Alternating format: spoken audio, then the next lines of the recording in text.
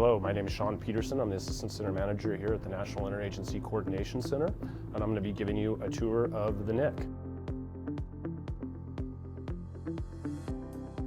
The NICC is the Tier 1 Dispatch Center, Dispatch Coordination Center, and the 3-tier Dispatch Coordination System. Our mission here at NICC is the timely coordination of emergency resources, mobilizing to wildland fires and all-risk incidents across the United States as well as internationally. So the 3-tier system is based at the Tier 3 level, and that's all of our local dispatch centers. We have dispatch centers scattered across the United States, both in the lower 48 as well as in Alaska.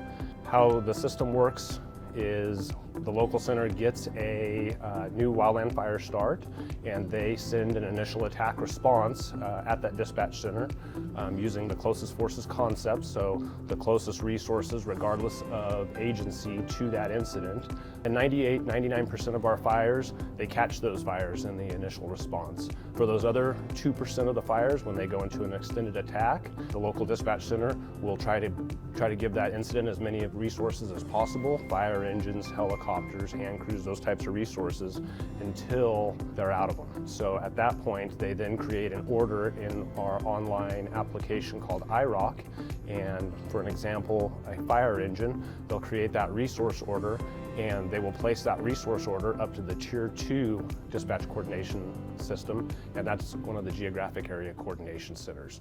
We have 10 geographic area coordination centers scattered across the United States, and within that coordination center lies anywhere from 10 to 40 of the local dispatch centers, the Tier 3 centers.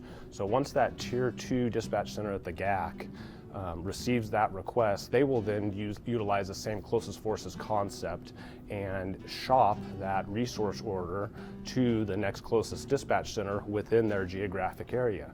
So they either fill that order using the closest forces concept, but if they are not able to fill that order within the geographic area, then they will place that resource order up to NICC. And here at the NICC, we kind of act like a brokerage for resource mobilization across the geographic area boundaries. So we will also utilize that closest forces concept when processing resource orders. Our office here at NICC in a busy year processes 30 to 40,000 unique requests, and in a slower year, we usually process somewhere between 5 and 15,000, just depending on the fire season. National resources are resources that are typically in high demand, and there's a very limited availability of them. NICC strategizes with the NMAC on determining which geographic areas should receive those high-value national resources. Some of those national resources include air tankers, lead planes, hot shot crews, smoke jumpers, Type 1 and Type 2 helicopters, and they're usually in pretty high demand. NICC processes resource orders for all types of resources, but we are the sole ordering point for Type 1 and Type 2 call when needed helicopters, as well as national caters and showers and mobile retardant bases.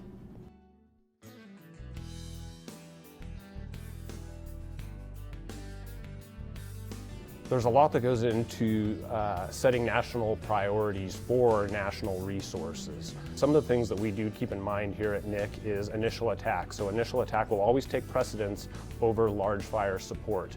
After initial attack, we look at identified threats. So obviously life safety is the first one, so that's both firefighter and civilian. Then kind of the next level down would be a structure threat. And then finally, some of our high value assets. So Native American archaeological sites, private commercial timberlands, KV power lines, and other types of oil and gas infrastructure that would affect local communities. Those are some of the things that we take into account when we're setting priorities for these national resources. Our predictive services section here at NICC is an integral part to our operation.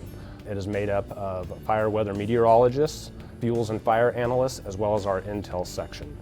The NICC staff, as well as the NMAC, works closely with our meteorologists and fuels analysts to pre-position resources into areas where we think that there is going to be a high likelihood of a significant weather event, such as a dry lightning storm or a cold front with critical fuels.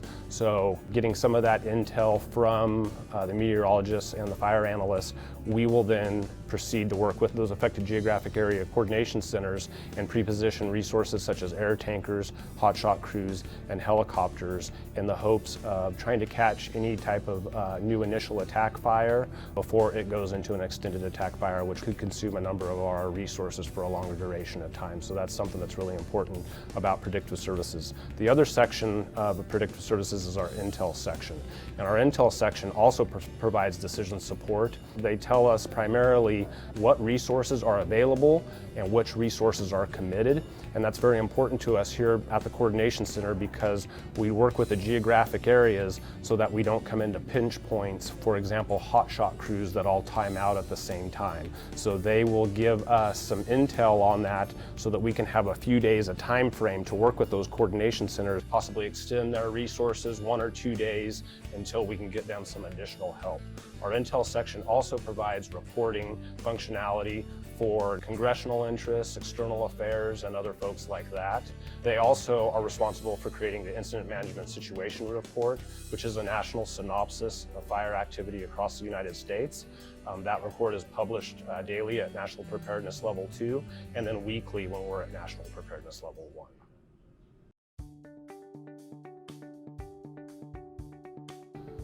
The NICC's made up of 3 functional areas. We have equipment and supplies, so they deal with anything with wheels or antennas. So engines, water tenders, dozers, caters, showers, as well as work with our radio cache or radio equipment. So some of our starter kits, our repeater kits, and those types of things. So that's their primary function.